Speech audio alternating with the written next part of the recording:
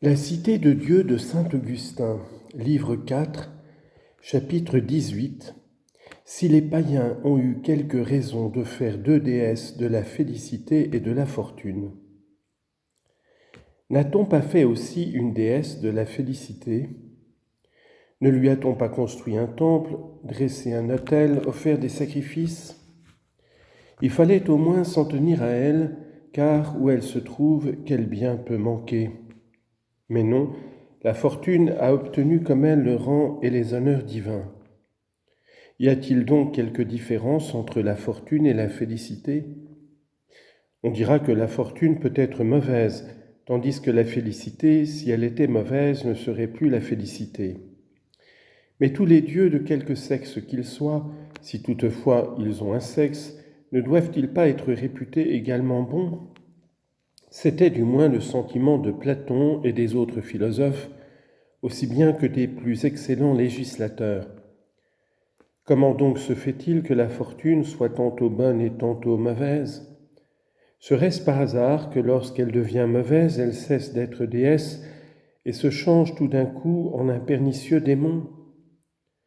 Combien y a-t-il donc de fortune? Si vous considérez un certain nombre d'hommes fortunés, voilà l'ouvrage de la bonne fortune, et puisqu'il existe en même temps plusieurs hommes infortunés, c'est évidemment le fait de la mauvaise fortune. Or, comment une seule et même fortune serait-elle à la fois bonne et mauvaise, bonne pour ceci, mauvaise pour cela? La question est de savoir si celle qui est déesse est toujours bonne. Si vous dites oui, elle se confond avec la félicité. Pourquoi alors lui donner de noms différents? Mais passons sur cela, car il n'est pas fort extraordinaire qu'une même chose porte deux noms. Je me borne à demander pourquoi deux temples, deux cultes, deux autels. Cela vient, disent-ils, de ce que la félicité est la déesse qui se donne à ceux qui l'ont mérité, tandis que la fortune arrive aux bons et aux méchants d'une manière fortuite. Et c'est de la même qu'elle tire son nom. Mais comment la fortune est-elle bonne si elle se donne aux bons et aux méchants sans discernement? Et pourquoi la servir si elle s'offre à tous, se jetant comme une aveugle sur le premier venu, et souvent même abandonnant ceux qui la servent pour s'attacher à ceux qui la méprisent? Que si ceux qui l'adorent se flattent par leurs hommages de fixer son attention et ses faveurs, elle a donc égard au mérite et n'arrive pas fortuitement. Mais alors que devient la définition de la fortune, et comment peut-on dire qu'elle se nomme ainsi parce qu'elle arrive fortuitement? De deux choses l'une. Ou il est inutile de la servir, si elle est vraiment la fortune, ou si elle sait discerner ceux qui l'adorent, elle n'est plus la fortune. Est-il vrai aussi que Jupiter l'envoie où il lui plaît? Si cela est, qu'on ne sert donc que Jupiter, la fortune étant incapable de résister à ses ordres et devant aller où il l'envoie, ou du moins qu'elle n'ait pour adorateurs que les méchants et ceux qui ne veulent rien faire pour mériter et obtenir les dons de la félicité. Chapitre 19 de la fortune féminine. Les païens ont tant de respect pour cette prétendue fortune qu'ils ont très soigneusement conservé une tradition suivant laquelle la statue érigée en son honneur par les matrones romaines sous le nom de fortune féminine aurait parlé et dit plusieurs fois que cet hommage lui était agréable. Le fait serait-il vrai, on ne devrait pas être fort surpris, car il est facile aux démons de tromper les hommes. Mais ce qui aurait dû ouvrir les yeux aux païens, c'est que la déesse qui a parlé est celle qui se donne au hasard et non celle qui a égard au mérite. La fortune a parlé, dit-on, mais la félicité est restée muette. Pourquoi cela, je vous prie, sinon pour que les hommes se missent peu en peine de bien vivre, assurés qu'ils étaient de la protection de la déesse aux aveugles faveurs? Et en vérité, si la fortune a parlé, mieux eût valu que ce fût la fortune virile que la fortune féminine, afin de ne pas laisser croire que ce grand miracle n'est en réalité qu'un bavardage de matrones. Chapitre 20. De la vertu et de la foi que les païens ont honorées comme des déesses par des temples et des autels, oubliant qu'il y a beaucoup d'autres vertus qui ont le même droit à être tenues pour des divinités.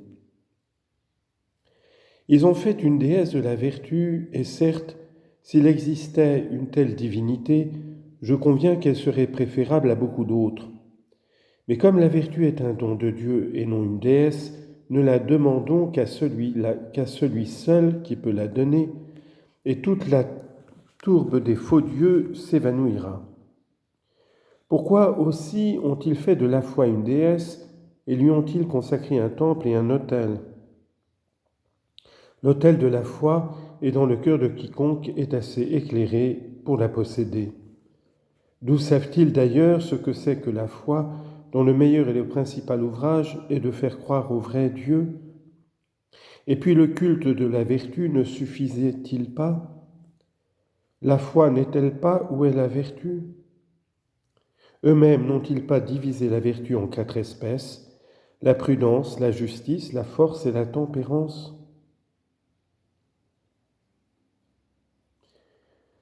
On dit en note cette classification des vertus de Platon, voyez La République, livre 4 et ailleurs, et aussi Cicéron, De Officii, livre 1, fin de note.